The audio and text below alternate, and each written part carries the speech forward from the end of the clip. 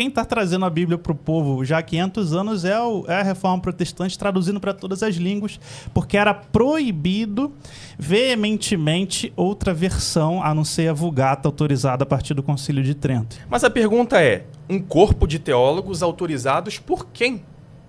Quem é que deu autoridade para esses teólogos? A Reforma Protestante, ela trouxe, né, essa vontade de devolver a Bíblia para o povo.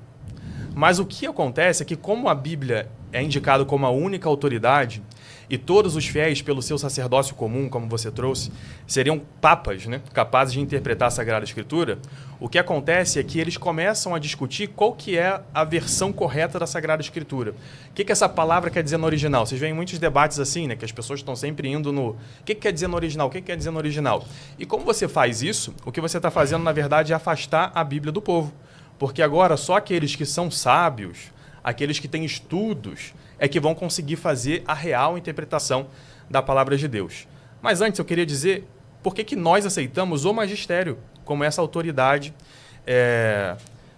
que é capaz de dizer quais são as coisas que nós devemos acreditar, o que a Bíblia está dizendo e quais tradições estão de acordo com essa escritura. E abrindo o livro dos Atos dos Apóstolos, capítulo 15. Você que está em casa, abre agora o livro dos Atos dos Apóstolos, capítulo 15. E o que acontece é que no Antigo Testamento tem uma regra clara de várias leis mosaicas, mais de 600 mandamentos que eram necessários ser seguidos, além daquilo que é a lei natural. Então, lei natural que todos nós temos no coração em qualquer lugar do mundo. Em qualquer lugar do mundo, torturar uma criança é uma coisa errada. Por quê? Como São Paulo diz, seu som ressoa e se espalha em toda a terra. Então, todos nós temos a lei moral dentro do nosso coração. Mas existiam leis que eram dos judeus e que, quando a gente lê o Antigo Testamento, parece que elas devem ser seguidas eternamente. O que os apóstolos fazem aqui? Quando começam a se converter fiéis que eram de origem pagã, alguns que eram da seita dos fariseus dizem que eles precisariam seguir a lei de Moisés. E o que os apóstolos fazem, então? Está aqui no versículo 6, Atos Apóstolos 15, versículo 6. Então, os apóstolos e os anciãos reuniram-se para tratar desse assunto.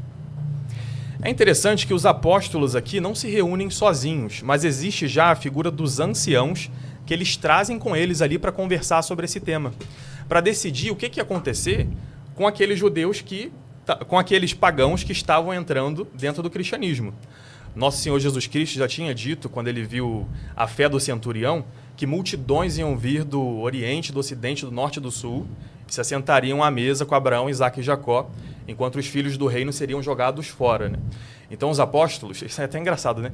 Os apóstolos já sabiam que os pagãos iam Só que você sabe aí que não é os 12 apóstolos do que você está lendo, né? Apóstolo é um ministério apostólico em Antioquia, que é o missionário, não é os 12 apóstolos que você está lendo. Não, mas olha só, aí. em Jerusalém está escrito aqui.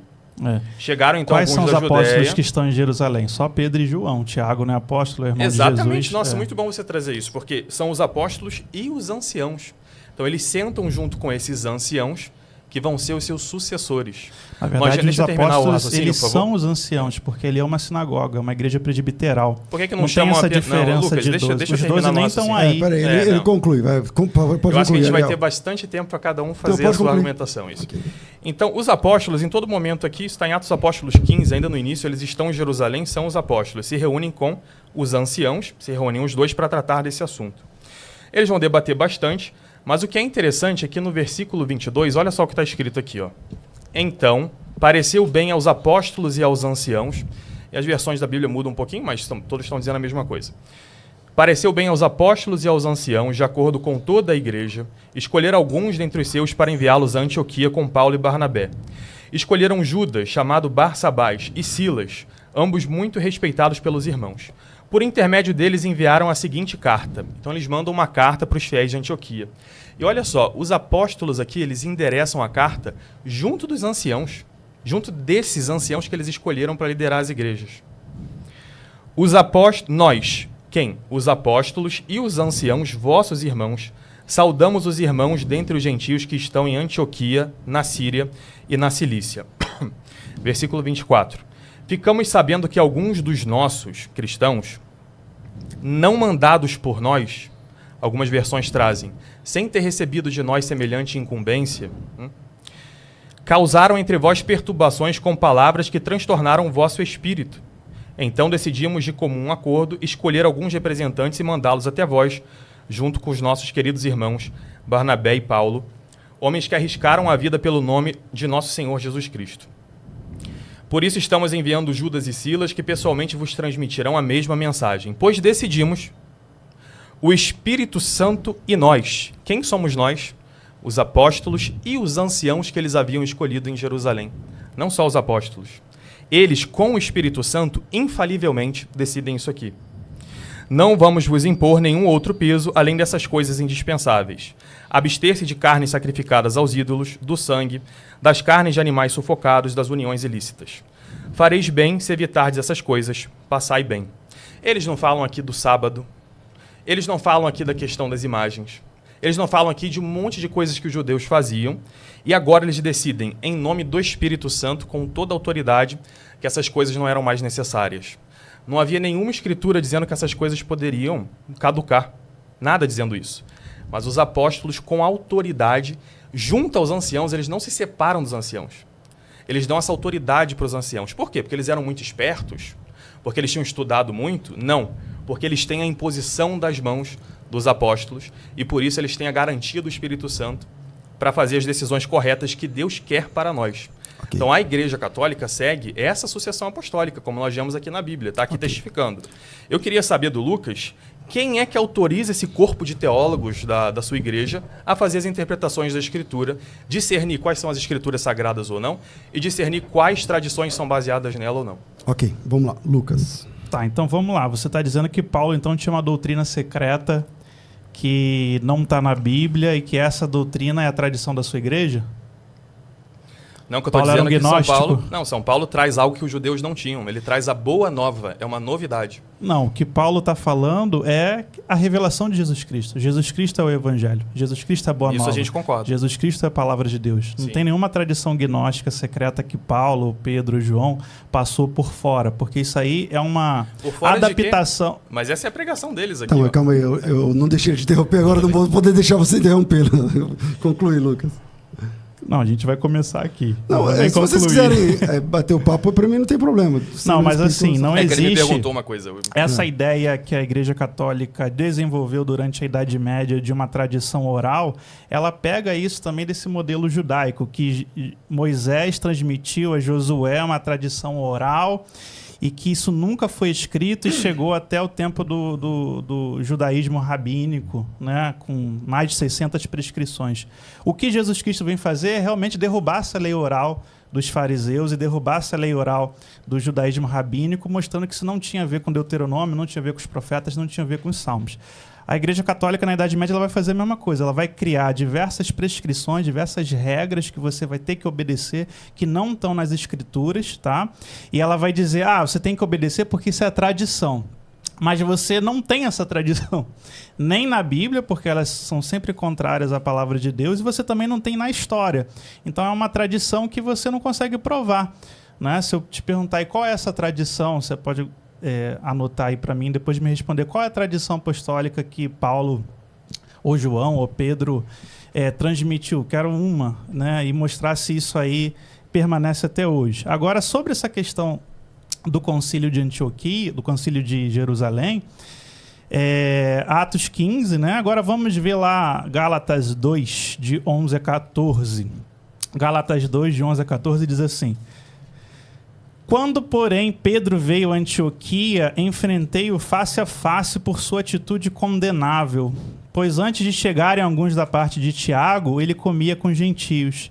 Quando, porém, eles chegaram, afastou-se e separou-se dos gentios, temendo os que eram da circuncisão. Os demais judeus também se uniram a ele nessa hipocrisia, de modo que até Barnabé se deixou levar. Quando vi que não estavam andando de acordo com a verdade do Evangelho, declarei a Pedro, seu papa, de acordo com a sua doutrina, diante de todos: você é judeu, mas vive como gentio e não como judeu. Portanto, como pode obrigar gentios a viverem como judeus? Paulo está ensinando que essa tradição que foi acordada no Concílio de Antioquia vai contra o Evangelho, porque ensinava a separação das mesas. Se você fosse um judeu helênico, você não era o irmão de um judeu da terra. Se você fosse um judeu helênico, você não deveria comungar junto. Se você fosse gentio, de jeito nenhum. O que o Concílio de Antioquia decide é literalmente manter para os gentios e para os judeus helênicos as prescrições que um estrangeiro deveria viver em Israel.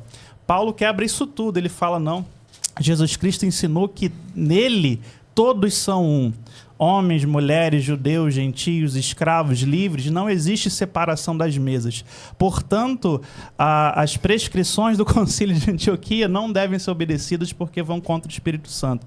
E aí Paulo fala contra isso também. Paulo ensina, né, na Bíblia contra isso, lá em 1 Coríntios 10, a partir do versículo 25, o Concílio de Jerusalém decide o quê? Que você tem que se afastar de carne sacrificada, de carne sufocada, de carne com sangue. Tá? Porque isso é aquilo que um estrangeiro deve viver dentro de Israel. Ou seja, o Concílio de Jerusalém só está mantendo o judaísmo. Né? Está vivendo literalmente o que a gente chama de judeu-cristianismo e não de fé. E aí o que ele diz? Vocês podem comer de tudo que se vende no açougue, sem terem nenhuma dúvida de consciência. Pois como dizem as Escrituras Sagradas, a terra e tudo que nela há existe pertence ao Senhor. Se alguém que não é cristão convidá-los para comer e vocês resolverem ir, como que for posto na frente de vocês e não façam perguntas por motivo da consciência. Mas se alguém disser, essa comida foi oferecida aos ídolos, nesse caso não comam. E aí você pode continuar lendo aí até o versículo 30. Ou seja, existe uma tensão aí entre Jesus, o Evangelho, a revelação de Deus, e literalmente a tradição judaica. E o que Paulo está mostrando é exatamente isso. O Evangelho, a revelação de Cristo é superior. Agora eu quero continuar lendo aqui. João 14, você perguntou assim, quem é a autoridade que nos faz distinguir qual é o texto certo, qual é o texto errado? Quem é que ensina um crente protestante, um crente evangélico, um crente neopentecostal a verdade? Então vamos lá, abrir em João 14, 26. João 14, 26 diz, mas aquele Consolador, o Espírito Santo, que o Pai enviará em meu nome, esse vos ensinará todas as coisas e vos fará lembrar de tudo quanto vos tenho dito. Tá? Então, a nossa autoridade, na verdade, não é a minha capacidade humana, a minha intelectualidade humana. A minha autoridade é, no momento que eu criei e no momento que eu tenho o Espírito Santo fará me recordar de todas as coisas. E é exatamente isso que Paulo fala.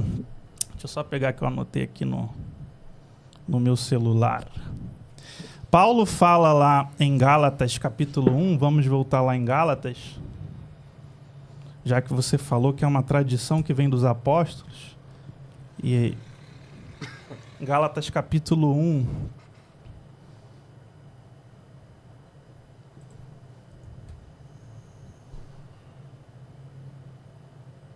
versículo 11.